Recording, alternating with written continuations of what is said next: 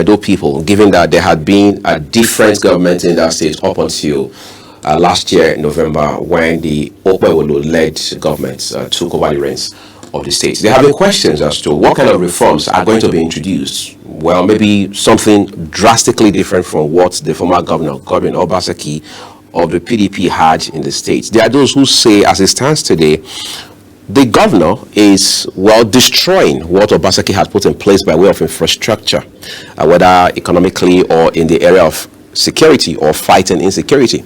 However, there are also those whose conviction it is to say, look, this government is giving the people of Edo a fresh breath.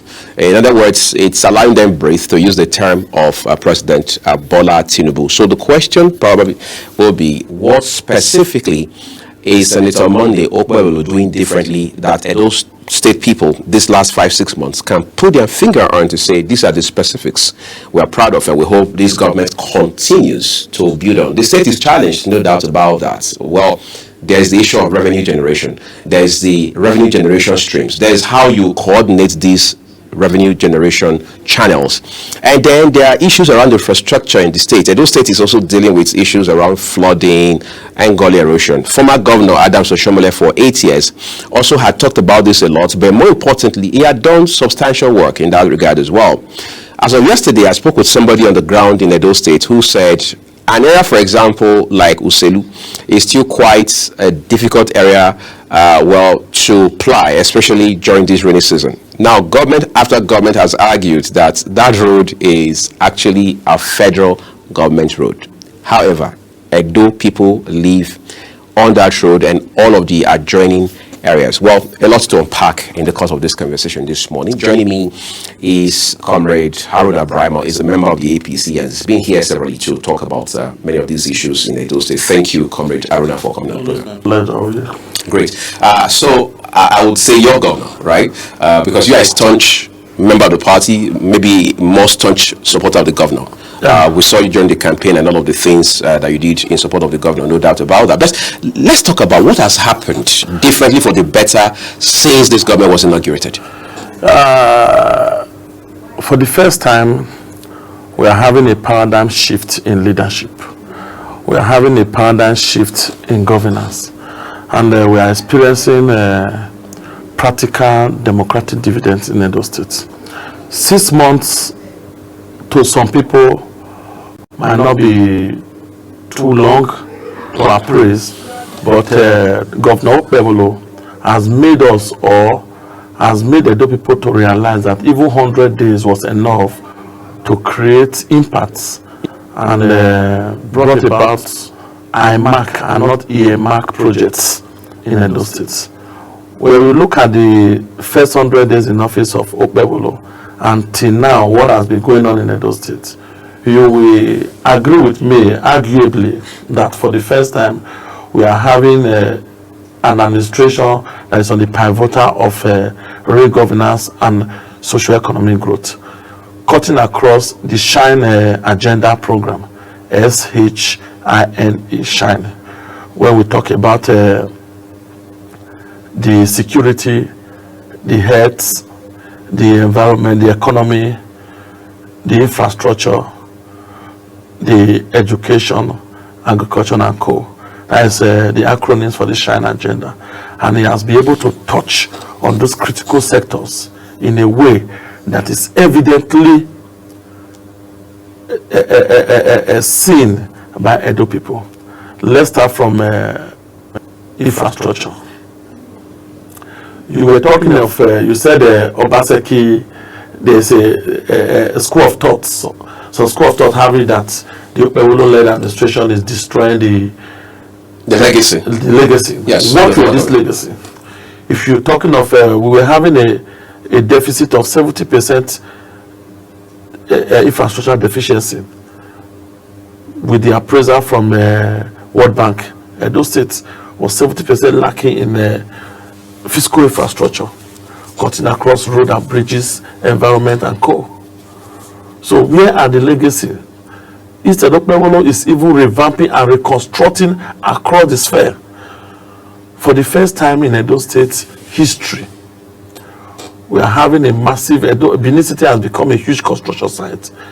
The abandoned project of dualized 8 years project, Ekewa Road, that was not completed. Okpewolo is completing it and extending it beyond. The airport roads, after the airport, the Yekogba, whatever, is continuing it. What of the Temboga Road connected to Unibe is dualizing that, and the work is ongoing. And we're going to talk about the biggest one, the flyover at Rama Park, to decongest the traffic issues between Aduawa, Agbo Road, and the narrow gauge that lead to Obaslope and Ababa. You can imagine the impact of that. And you see the progress. You are in the media, you should monitor the progress of that project. As we speak, the physical beams are being seen standing already. The pillars and the beams of that flyover bridge are already standing just within 6 months or less than 6 months, or even less than, because the commissioning, the groundbreaking ceremony took place this year. You get my point? And it just last 2 weeks, it just approved another one for Saple Road by Adesua Junction, another flyover. It's a major project. And we're going to talk about the fact that it's be able to restore the federal presence in Edo State as far as road infrastructure is concerned. People now apply at least to a minimum extent, apply conveniently on the Benin Auchi Road from the Epoma Ewu, Epoma Aziz and Koti Benin. You see the massive work that has gone on in the Epoma Aziz there, and the one that is going on in other places towards the Benin side. The work is still ongoing. When I say massive work, I'm talking of real concrete jobs being done, not asphaltic sand that peels off within how many days. And we're going to talk about when the federal government to the 6-lane project of the Benin Agbo Road. Last month they did the groundbreaking ceremony. These are all still projects. I'm not going to talk about let's touch on the education infrastructure, whereby he has embarked on 100 schools renovation and reconstruction. That was to commemorate his 100 days in office. While some were delivered within the 100 days, some are still ongoing across both secondary schools and primary schools. Somebody will talk about legacy. The legacy should be we should be referring, when you talk about such legacy being destroyed, which can you specifically touch on this legacy? Just mention one. If you want to talk of the education, right, we talk about the $75 million Edo Best supposed legacy that never came to fruition. But Edo Best has reshaped education in Edo State for the better. I mean, you would agree with that, even though you are from your position. What do you shape education? Education without infrastructure.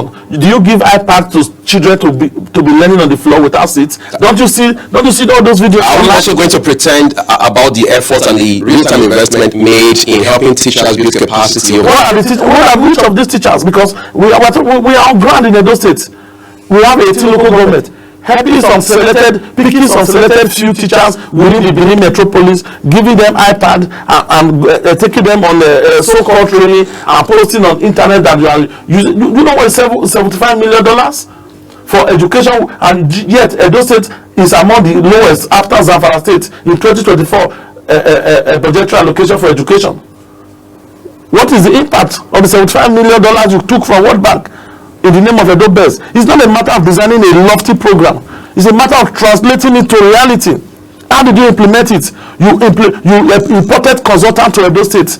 Where are the consultants today driving the so-called Edo Best? You were paying them. Do you know that only the e-governance platform is created in Edo State? To host it in a year, we were spending 5.1 billion. Paying to consultants, helping us to host such critical IT infrastructure, which can be hosted in Edo State here. And to the world, we said Edo State was among the first to embark on e-governance, e-procurement, whatever. E-procurement process that could award contracts like 4.5 billion construction of a model park in Agile that was never in reality, but you appropriated the money for it. Is that what we are talking about? We are talking about of real governance now. Opewolo is building the schools. You are seeing it. We are seeing it on television. We are seeing it. He's commissioning some of these schools. These are the basic infrastructure that students and pupils need. You talk of teachers. You employed more than 500 teachers without giving them permanent employment. You made their contract paying them 39,000 in the name of Edo Best. Now Opewolo is absorbing them into the system. To regularize their engagement. Exactly. Making them to feel like normal civil servants. That is practical governance. In a regular society, Obaseki is supposed to have been trained in a correctional center, going through trials. So why is the Edo State government not doing that in the eye of the law? I said in a regular society because he has the opportunity to escape from the system. But was that long enough if the government... He never handed over. How will you go to appraise him? How will you investigate him then? When he was still the governor, did he hand over? Immediately after election, he ran away on the premise that he was going on a medical leave. He got approval from the House of Assembly. He's not a fugitive. I'm seeing some videos on internet hiding from one vehicle to another between London and Italy. As a statesman, as a supposed statesman, a former governor, he should be in the system. So is Edo State government making moves to... That is not a question for that. We have a lot to deliver in Edo State. So why is your party always complaining about... You just made a statement. You said the government, people are saying that the government of Opewolo is destroying the legacies. And that point one of it, which of this legacy we talk about education and the Edo Best have to. That's why I delve into it. Right. You saw these schools, like even in my village, you get a primary school. Saturday, Sarah reporter carried the video and the news how dilapidated that school is. As I'm talking to you today, superb chairperson is working on it. Our House of Assembly member is on the issue to reconstruct that primary school. That is supposed to be an Edo Best program school or beneficiary school. And this is about. Look, one of the one in Ewa to where children were lying down on the floor to write. Do you give that part to children that does not have seat to sit? You talked about the Shine project of the government, which... Yes, the security aspect. Exactly. Let's talk about security. Yes. As of yesterday. When you are doing evaluation, you look at comparative analysis. Right. Where are we coming from? Where are we? And where are we going to? That is what is called cooperative analysis. You don't jump on the presence now. When the things were good yesterday, we turn deaf ear, we pay deaf ear, and suddenly when anything happened, we are living in the world of uncertainty. When this government came to power, there was palpable insecurity in Edo State. Even before, even before the inauguration, where people cannot even go to Edo State. People were afraid to go for inauguration because of the court killings and everything that was happening. Kidnappings were happening. Was it not in Obaseki administration that how many times did they invade Urumi, Zenith Bank Urumi? Where people were kids openly in the afternoon and billions scattered away. As any culprits beheaded to date, in the same Obaseki administration, the train station between Ubiaja and Urumi, the President Buhari train station connecting from Itakpe to Wari, was it not attacked and people were kidnapped? It was all glamorized on media. But today, I'm just trying to tell you where we are coming from. When I see the likes of, I saw a video yesterday where the senior advocate of Nigeria from Edo State, Michael Zekome, was talking of how he was kidnapped and all that. I have to remind the person that this is more than 10 years ago.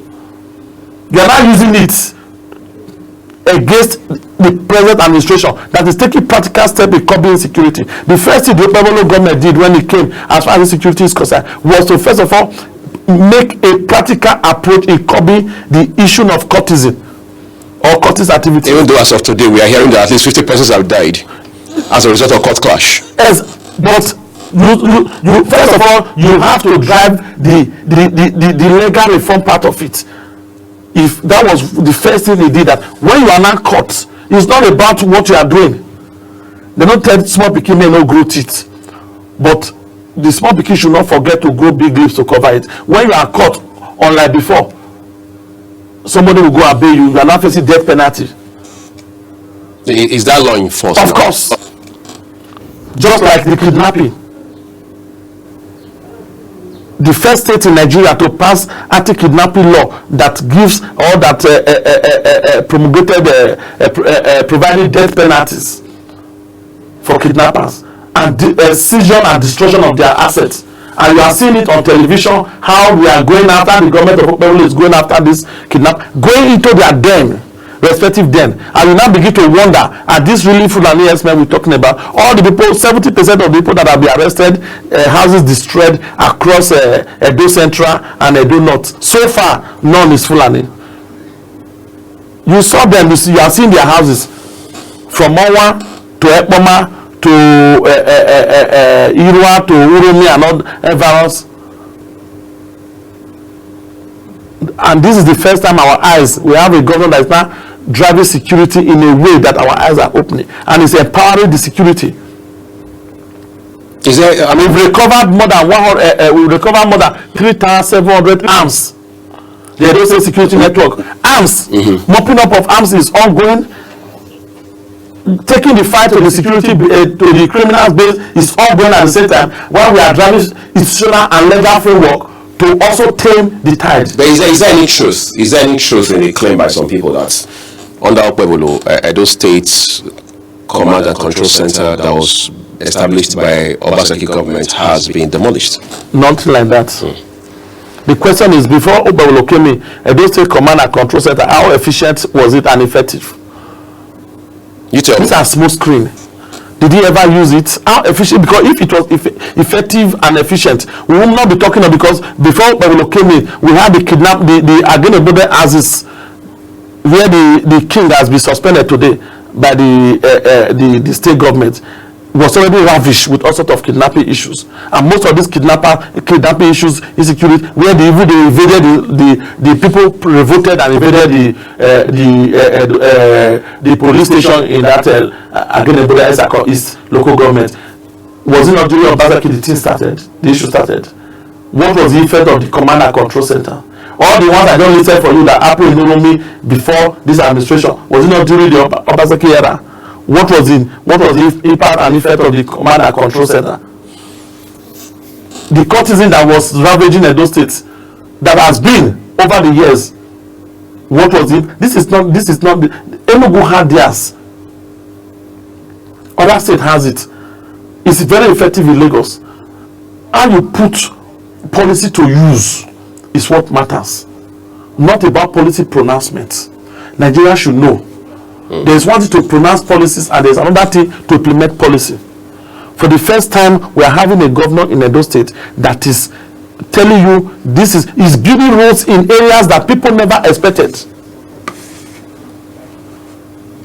There's a road is leaking from Ugeda to Adele side now, that you are not going to go through the express of Auchi. Those people in the south be Aziz. I understand. And it just you begin to wonder, how did you really get to? You see, the grassroots impact is creative. I need us to talk about. I just want to bring in, one more strand into the security aspect of the local government. I mean, you talked about Obaseki a while ago, all of the kidnappings that happened under his watch and things like that. But under the very watch of Governor Monday Okpebholo now, just a few days ago, we understand that the Igara-Uchi axis, which has been, the Ibilo axis in particular has been more like a hotspot for kidnapping, very renowned and notorious for that purpose. Over the years. Yeah, well, I mean, it came up.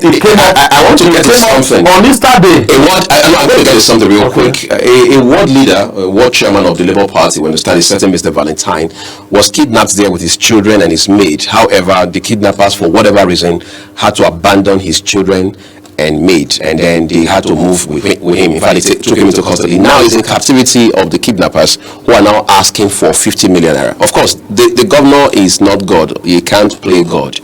But now that we're talking about insecurity in the states, can we look at all of this and still, with our conscience, say this government is doing better in that area than before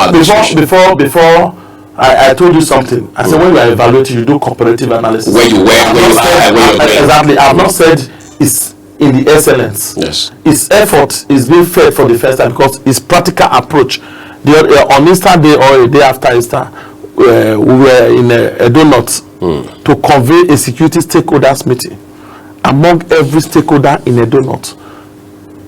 Even from the Akoko Edo, where the Ibilo belonged to Akoko Edo local government. Obviously. We conveyed it. That meeting was coordinated and conveyed at the instance of the senator representing Edo North. For the first time, all political office holders from Edo North and the governor was also there. And a communique was released about the way forward. Because with the approach we are giving to insecurity now in Edo State is different from the former approach, whereby we are carrying the traditional rulers along.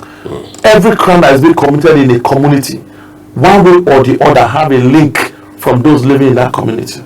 These people are not necessarily from the moon.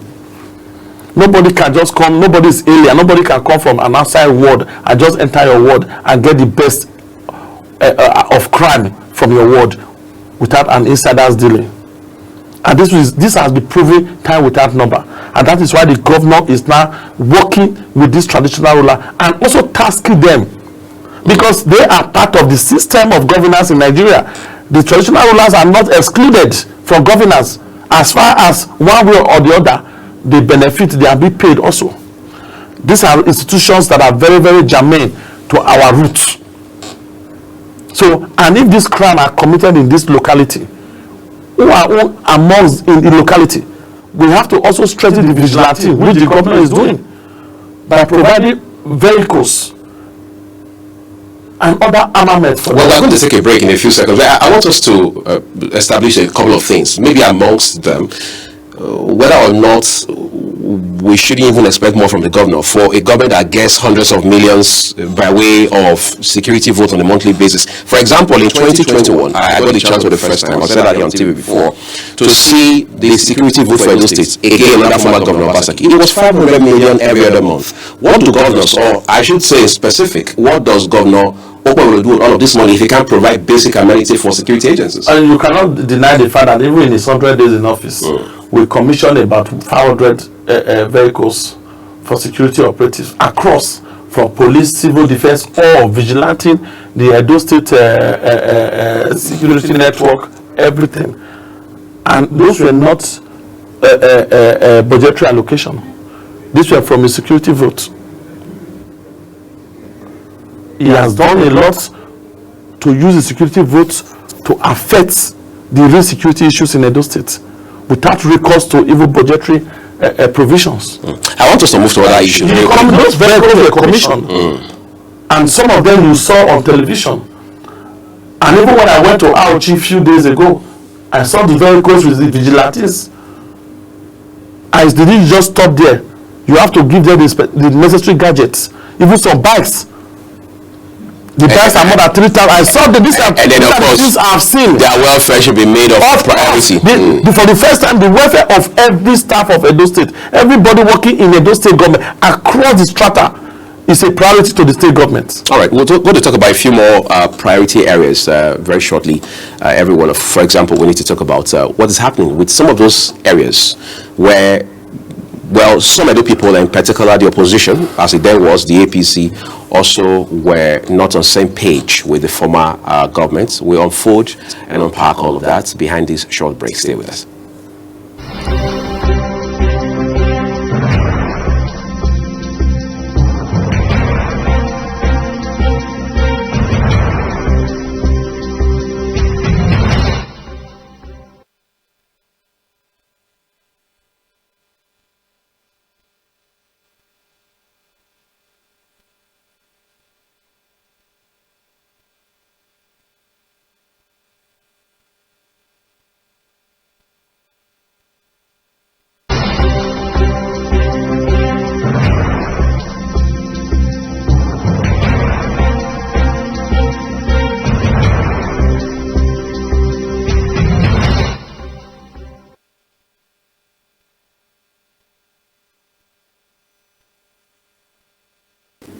All right, thank you, everyone. Let's move to some other issues and a bit of background before we delve into it. There were areas where your party, the APC, had a very serious disagreement with the former governments. For example, the Osimo power plant. They say it was a fluke. They said it was scam. You had other things, for example, like the refinery. Okay. There was that. There was this, Gelegele, for example, like the stadium, this international airport stadium. Let's talk about those that really that came to fruition. For example, the Oshomo power plant that had already been deployed, for example. Why does the APC government have a problem with that? And what's happening with that Oshomo power plant? First of all, even as I've been on this program, I've always told you that the scam alert we are raising was about the structure of this investment and players in our economy in Edo State. It was not about Oshomo as a power plant or as an energy providing company coming to do business in Edo State. Nobody was ever against that. Everybody was talking about the transparencies of some of these activities of the governor, which has come to life today. Even the Presco investment, where you have to collect 69 billion as investment window created by the CBN under the palm oil program, and when you go and invest such money in Presco, part of those money, and you told us also that you allocated at 7,000 acres of land to Presco without we having the document to know on what premise. Is it on equity basis? Is it that the Presco bought it? These are the structural issues we are having, and this is why we raise that some of these activities lack transparency and accountability, and as such they are scam. Fraud is not limited. It's not about the company. It's about the what is the Edo State government contributed to Oshomo? How was Oshomo formed? What was the arrangement? When Benefit and Flaming was being created in the 80s in Ewo, the Edo State government gave them land. Okay, Benefit State government as it went then. The Benefit State government gave them land in Ewo, and the company that came from Germany, Hamburg, Germany, was IBN, Industrial Boanod AG. They were from Germany. They were agro-aligned related companies. They came to Nigeria through the likes of, with facilitation from the likes of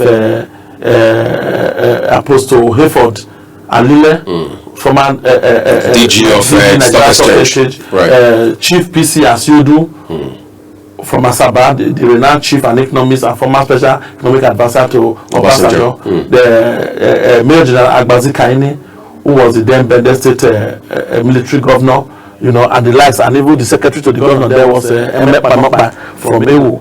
When these arrangements were made, the Bende State said, if we are providing land and other infrastructure for you, the value of such, the worth of such contribution to your company will constitute equity in the structure of the company. So these are the questions Edo State we're asking Obaseki that he never provided answers for. You don't invest Edo State money in a private company that you told us was coming to invest in Edo State, and you don't tell us what that money represents in that company. Does it represent equity? Does it represent a debenture arrangement? Was it a preference shareholding arrangement? Was it borrowing? So that we now know that states cannot borrow private companies money to come and invest in their states.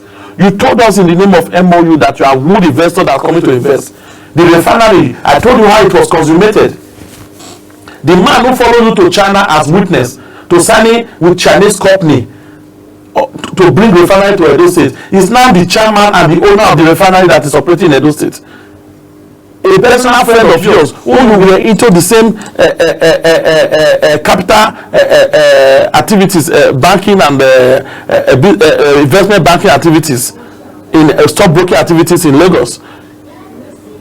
When he followed you to Germany as to China as a witness to the MOU that you signed with the Chinese company.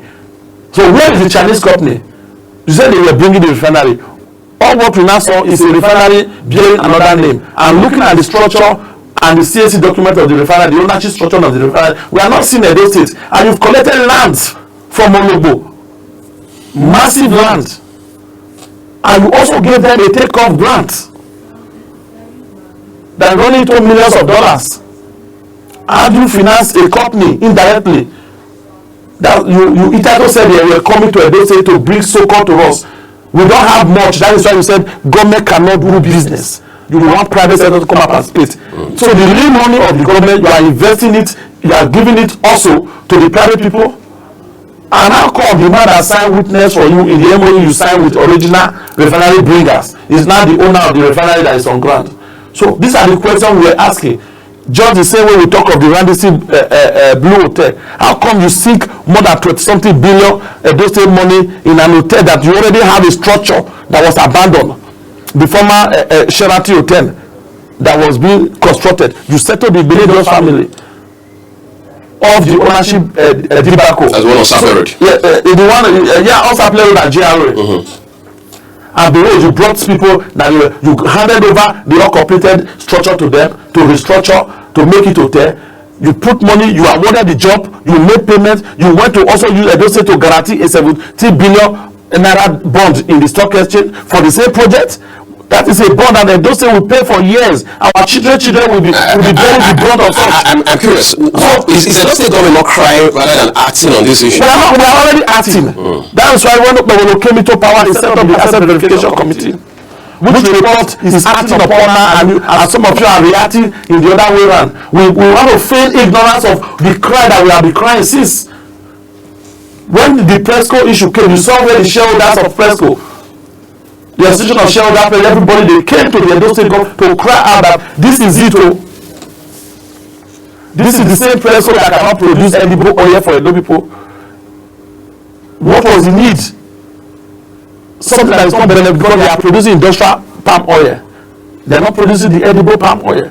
They are exporting it to their country, which is Belgium. So what is the dividend arrangement if it was investment from Edo State? Who has been collecting the dividend? What is the arrangement? Are you telling us that you get 35,000 acres of land as a gift or to encourage the company that is already existing? Because your government, your administration met, OBASEKI'S administration met Presco existing in Edo State. So what is the corporate social responsibility? Even under the Financial Reporting Council of Nigeria's guideline, every company must create a column for its responsibility accounting. What are you giving back to the society or the community you are operating in? Okay. Today, as we are talking, there is insecurity in that houses, in that community area, because the people are revolting. The people in Olugbo. Exactly. People are revolting again. You collected their land under the Land Use Act of 1999. You say land belongs to the governors, but you abused the process. You collected the land from the people, destroyed their farms and everything in the name of bringing a refinery without compensation. So if the land is you are giving to them, what is their stake? What is the stake of the state government that in quote you said they own the land? I'm almost thinking. So the same thing happens to the issue of Oshomo. Nobody is against Oshomo. What is the impact of Oshomo today? At least we have deregulated the electricity from the President Buhari to Tinubu now. We have deregulated both generation, distribution, and everything.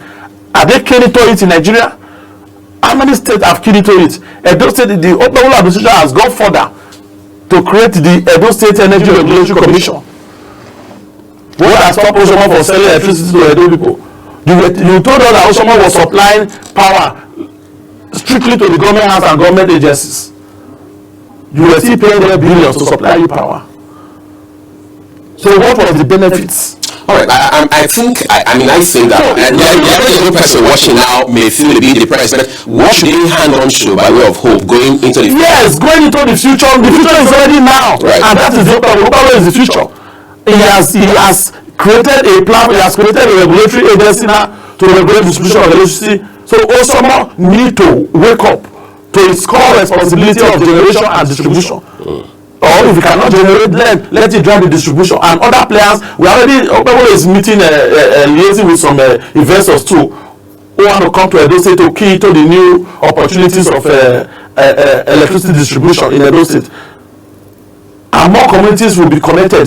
It's not necessarily limited to Oshomo, because Oshomo has not been able to find feet for itself. We are still relying on EDC, BEDC, right? Benin Electricity Distribution Company.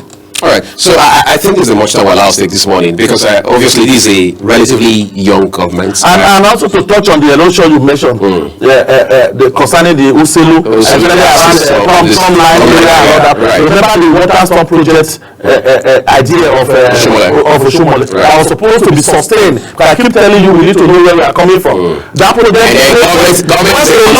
went a long way to tame it then. So there was no continuity. And unfortunately, the former Obaseki was the head of economic team of Oshomole, who was also part of that World Bank water storm project, Where about 270? No, let's measure. Well, Obaseki has also accused Shomole and Prince Clemagba, the former commissioner for environment, They should come of misappropriating. That does not give him right to abandon. No, because Shomole only collected one tranche of that fund before he left power. Who collected the remaining tranches? That money came in tranches of 3 to 4. Maybe at some point the three gentlemen have to sit down and iron out those issues. The consultant to World Bank for that fund was the Afri Investment Company, where he collected 10%, who owned by the same Obaseki. Okay, so we're going to get into all this in the So the water store project was stored, and for 8 years, Obaseki never continued the water store. Imagine if he had continued on the water store project, we will not be talking of, at least the erosion issue will be tamed now a little bit. The overall administration is coming now, so we look into it and revamp. That remains in the realm of imagination, but I would like to appreciate you for your time. Thank you. Very valuable insights that you've come to share with us on the program this morning. And that's what we're leaving it for this discussion, everyone. Coming up shortly, we'll look at some dormant or, well, some slow sectors of the Nigerian economy that should otherwise be driving the reforms now being pursued by the federal government under the leadership of President Bola Tinubu. All of that coming shortly. To stay with us.